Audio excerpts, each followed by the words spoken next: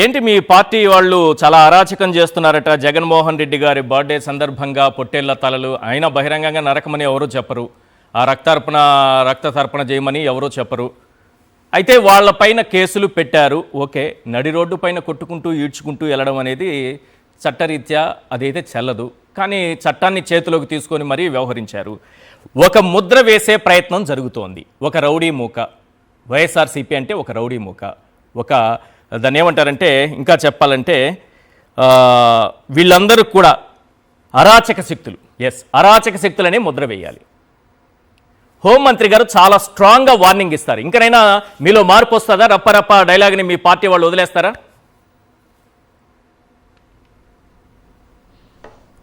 Sir, మీకు ప్యానెల్లో ఉన్నటువంటి పెద్దలందరికీ నా నమస్కారాలు సార్.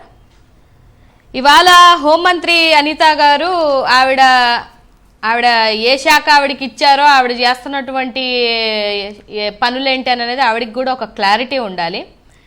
ఇవాళ నేను అడుగుతున్నాను సార్ హోంమంత్రి అనిత గారిని, ఇప్పుడు మీరు విజువల్స్లో చూపించారు, ఒకసారి వీలైతే చూపించండి.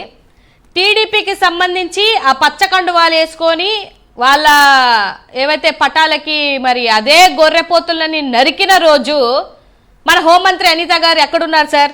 ఏ సినిమా ఫంక్షన్లో ఉన్నారు? ఏ ఆడియో ఫంక్షన్లో యాంకరింగ్ చేస్తున్నారు?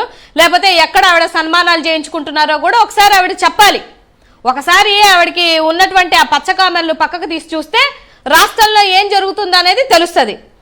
ఇవాళ నేను అడుగుతున్న హోంమంత్రి అనిత గారిని, 29 రోజులు ఇప్పటికి, ఈ రోజుతో 29 డేస్ ఈ మంత్కి 86 రేపులు జరిగినప్పుడు రేపు చేసినటువంటి ఏ వ్యక్తినైనా అదే విధంగా 3rd డిగ్రీ చేసి అదే విధంగా ముసుగేయకుండా ఆవిడ ఎక్కడైనా ఏ జిల్లాలో అయినా ఏ స్టేషన్లోనైనా తిప్పినటువంటి దాఖలాలు ఉంటే ఒకసారి క్లిప్పింగ్స్ రూపంలో చూపించమనండి. అంతేకాకుండా లాస్ట్ మంత్ 118 రేపులు అయ్యాయి. సో అప్పుడు ఈవిడ నిజంగానే ఈ రేపులు చేసినటువంటి ఉన్మాదుల్ని ఏం చేశారో కూడా ఆవిడ చెప్పాల్సినటువంటి అవసరం ఉంది. అంతేకాకుండా 7 గుర్రాల పాలెంలో 14 సంవత్సరాల మైనర్ బాలికను 14 మంది మీ టీడీపీ ఉన్మాదులే మార్చి రేపు చేస్తే ఆ బిడ్డకు కడుపు వస్తే అట్లీస్ట్ ఆ బిడ్డను వెళ్ళి పరామర్శించావా? లేదు, ఆ బిడ్డను తీసుకెళ్ళి, ఆ పుట్టిన బిడ్డను తీసుకెళ్ళి శిశు సంక్షేమానికి సంబంధించినటువంటి ఏ శాఖనన్నా ఎక్కడన్నా ఏ డిపార్ట్మెంట్లోనో అప్పచెప్పావా? అంతేకాకుండా కుప్పంలో ఒక ఆడబిడ్డని చెట్టుకు కట్టేసి కొడితే నువ్వు ఈ విధంగా 3rd డిగ్రీ ఇచ్చి ఈ విధంగా నువ్వు ఊరేగించావా? లేదా ఈ దాఖలాలు చెప్పాలి కదా సార్. ఈ రాష్ట్రంలో ఇప్పుడు వచ్చిన బాధ ఏంటంటే, ఏది మా నాయకుడు జగన్మోహన్ రెడ్డి గారు బర్త్డే సందర్భంగా పెద్ద కత్తి పెట్టి కోస్తేనేనంట కేసంట, పెద్ద కత్తి పెట్టి కోసినా కూడా కేసేనంట. ఏది గొర్రెపోతుని ఏదో కోసారని, మరి మీకు సంబంధించినటువంటి మీ టీడీపీ ఉన్మాదుల్ని మీరు అరెస్ట్ చేశారా? సినిమా ఫంక్షన్ లో పవన్ కళ్యాణ్ గారే కత్తి పట్టుకొని తిరిగారు. ఆడబిడ్డల కాదు సార్. మరి ఆ రోజు మరి పవన్ కళ్యాణ్ కూడా అరెస్ట్ చేయాలి కదా, మరి ఆయన కూడా ఉన్మాదే కదా. ఆడబిడ్డ పీకలు కోస్తుంటే ఇక్కడ లెక్క లేదు కానీ, ఆడబిడ్డల్ని రేప్ చేసి చంపేస్తుంటే లెక్క జమ లేదు కానీ, నిసిగ్గుగా వచ్చి ఒక డమ్మీ హోంమంత్రి పదవిలో ఉండి ఏం మాట్లాడుతున్నావు అనిత గారు? నాకు తెలియక అడుగుతాను. మీరు కూడా ఇప్పుడు జగన్మోహన్ రెడ్డి మనిషేనా అని అడిగావు కదా, మరి నువ్వు ఆడదానివేనా? ఇంతమంది ఆడపిల్లలకి అన్యాయం జరుగుతుంటే జిల్లాలోనే బాలికని నడి రోడ్డు మీద తీసుకెళ్లి ఆడబిడ్డని చంపితే ఎంత దారుణం అండి, ఎంత దారుణం. ఎందుకు సార్, ప్లీజ్ ఎందుకు సార్? 1200 మంది మా కార్యకర్తలు సంవత్సరాల తరబడి నుంచి, నెలల తరబడి నుంచి జైళ్లలో మగ్గిపోతుంటే మాకు బాధ రాదా సార్? మాకు బాధ రాదా? ఇవాళ మళ్ళీ బయటకు వచ్చి మీరు చేస్తున్న అన్యాయాలను పక్కన పెట్టి మమ్మల్ని, మా నాయకులు, మా కార్యకర్తల మీద ఉన్మాదులా సార్? 111 సెక్షన్లు పెట్టుకుంటూ, గంజాయి కేసులు పెట్టుకుంటూ ఒక్క ఆడపిల్లకైనా నువ్వు న్యాయం చేసావా? ఈ రోజు ఒక్క రోజైనా నువ్వు ఒక్క ప్రెస్ మీట్ అయినా ఆడబిడ్డకు అన్యాయం జరిగిందని వచ్చి పెట్టావా? ఇక్కడ సిబిఎన్ ఉన్నాడు అని అంటే, ఇక్కడ గత సంవత్సరంలో పోలిస్తే 186,070 క్రైమ్స్ జరిగాయి. ఈ ఇయర్తో కంపేర్ చేస్తే 2,09,000 క్రైమ్స్ జరిగాయి. ఏం చేశాడు మీ సిబిఎన్ గారు? మీరేం చేస్తున్నారు హోంశాఖలో కూర్చొని? ఎవరికి సార్ చెప్తున్నారు? అక్కడ సిబిఎన్ ఉంటే ఇక్కడ జగన్మోహన్ రెడ్డి గారు ఉన్నారు. ఈ ఇంటికి ఆ ఇల్లు ఎంత దూరమో ఆ ఇంటికి కూడా ఈ ఇల్లు అంతే దూరం. ఇదే అడ్డగోలుగా మీరు కార్యకర్త పెట్టుకుంటానని వెళ్తానంటే జగన్మోహన్ రెడ్డి గారు ఆయనని ఒక్క మాట అన్నా పడతాడేమో గానీ ఆయన కార్యకర్తలు జోలికి వస్తే ఊరుకునే ప్రసక్తి అయితే లేదు. డెఫినెట్ గా రాష్ట్రంలో ఉన్నటువంటి ఆడబిడ్డలకి న్యాయం చేసి ఆడబిడ్డలకి వాళ్ళకి ఏ శిక్షలు అయితే పడించో ఈ రోడ్డు మీద ఆ 14 సంవత్సరాల ఆడబిడ్డను రేప్ చేసిన మీ ఉన్మాదులకి న్యాయం చేసి అప్పుడు మీరు వచ్చి ప్రెస్ మీట్ పెడితే మేము వినడానికి రెడీ. రైట్ అండి రామ్నాథ్ గారు. ఎస్ మేడం, ఎస్ రామ్నాథ్ గారు. వైఎస్ఆర్సీపీకి ఒక రౌడీ మూకలనే ముద్రయ్యాలి, అరాచక శక్తులనే ట్యాగ్ లైన్ తగిలించాలి.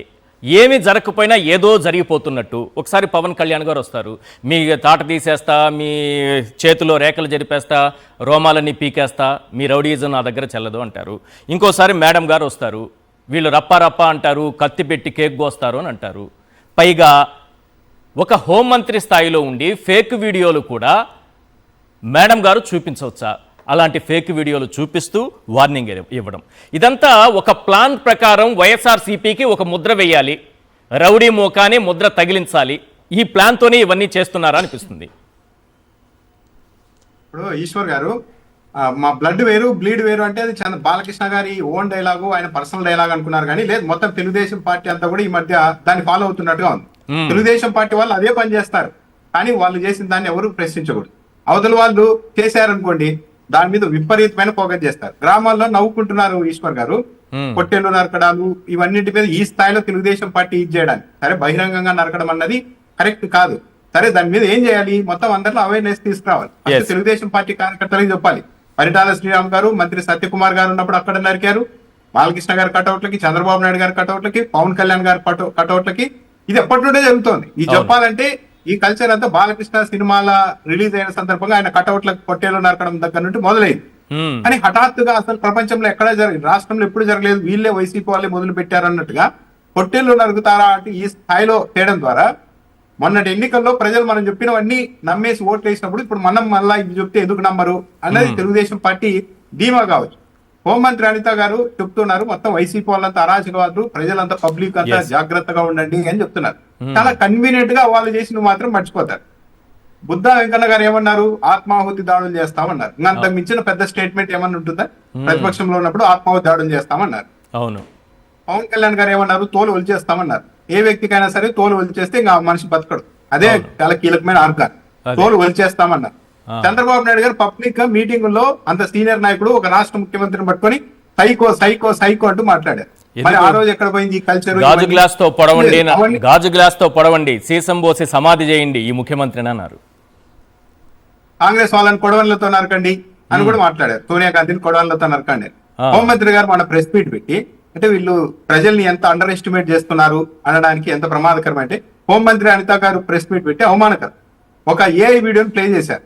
ఒక గర్భిణిని ఒక వ్యక్తి కాల్తో తంతూ ఉన్నట్టున్న వీడియోని ప్లే చేసి రన్నింగ్ కామెంట్ చేస్తున్నారు. సినిమాలో సీన్ అనుకున్నాను, చాలా చక్కగా కనిపిస్తే సినిమా బాగా తీశారు, నటులు కూడా బాగా చేస్తున్నారు అనుకున్నా.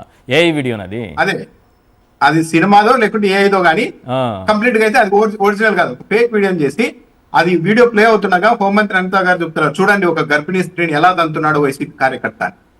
వైసీపీ కార్యకర్త కాదు అతను, మా కార్యకర్త అని జనసేన పార్టీ ధృవీకరించిన తర్వాత కూడా ఆ వ్యక్తి గురించి జగన్మోహన్ రెడ్డి ఎందుకు స్పందించడం లేదని హోంమంత్రి అనిత గారు మాట్లాడుతున్నారంటే ఇంకా వీళ్ళని ఎలా చెప్పాలి చెప్పండి. ఇంకా ఈ స్థాయి ఫేక్ వీడియోలు ప్లే చేసిన వాళ్ళపైన కేసులు పెడతారు కదా, నేను మేడం మీద కేసులు పెట్టమని అడగలేను కానివ్వండి, కానీ ఇలా ఒక హోంమంత్రి ఆ పదవిలో ఉంటూ ఇలాంటి వీడియోలు ప్రదర్శించవచ్చా? నాకు తెలిసి హోంమంత్రి అనిత గారితో తెలుగుదేశం పార్టీ వాళ్ళు ఈ పని చేయిస్తున్నారు. ఇప్పుడు మేడం మొత్తం మేడం ఒక వీడియో ఉంటుంది మేడం, మీరు ప్రెస్ మీట్ పెట్టినప్పుడు మేము మధ్యలో ప్లే చేస్తాము అంతే. ఒరిజినల్ వీడియో మేడం కూడా నమ్మి ఉండవచ్చు, కానీ పక్క ఫేక్ వీడియో అనేది అర్థమైపోతుంది. అంటే ఈ స్థాయిలో పబ్లిక్ ని మిస్లీడ్ చేయడానికి హోంమంత్రి అనిత గారు రంగంలోకి దిగడం అనేది చాలా దురదృష్టకరం. ఇప్పటికైనా మారాడు తెలుగుదేశం పార్టీ, తాను చేస్తున్న పనులందరినీ అవతల వాళ్ళకి ఆపాదించే ప్రయత్నం చేస్తూ ఉంది. ఇది రాజకీయంగా కలిసి రాదు తెలుగుదేశం పార్టీ కూడా. అందరికీ అర్థం, పబ్లిక్ తెలుగుదేశం పార్టీ నాకు అనిపించేది ఏంటంటే ఒక కామన్ పబ్లిక్ ఏ మూడ్లో ఉన్నారు, ఏమనుకుంటున్నారు, తెలుగుదేశం పార్టీ నాయకత్వం ఏమనుకుంటుంది అనే దానికి పొంతన లేకుండా ఉంది. అంటే పబ్లిక్ ఇవన్నీ తెలియవు, గ్రామాల్లో నవ్వుకుంటున్నారు పొట్టెళ్ళ అంశాన్ని ఈ స్థాయిలోకి తీసుకురావడానికి. అవును, గ్రామాల్లో మామూలుగా చాలా చోట్ల కనిపిస్తూ ఉంటుంది, జాతరల సందర్భంగానో కొన్ని టెంపుల్స్ దగ్గర ఇట్లాంటివి కనిపిస్తుంది. అంటే దీన్ని కోరుకోవడం కాదు కానివ్వండి, జనరల్గా చూసే దృశ్యాలు మీరు అన్నట్టుగా. ఇప్పుడు గ్రామాల్లో జాతరల విషయంలో కూడా వైసీపీ వాళ్ళు జాగ్రత్తగా ఉండాలి. గ్రామాల్లో జాతరలు జరిగినప్పుడు ఈశ్వర్ గారు అది రైటా రాగా పక్కన పెడితే సహజంగా జరిగే చెప్తున్నాం. నడి రోడ్డు మీద కూడా ఎవరి దగ్గర 100 పొట్టేళ్లు పోయడం జరుగుతూ ఉంటుంది.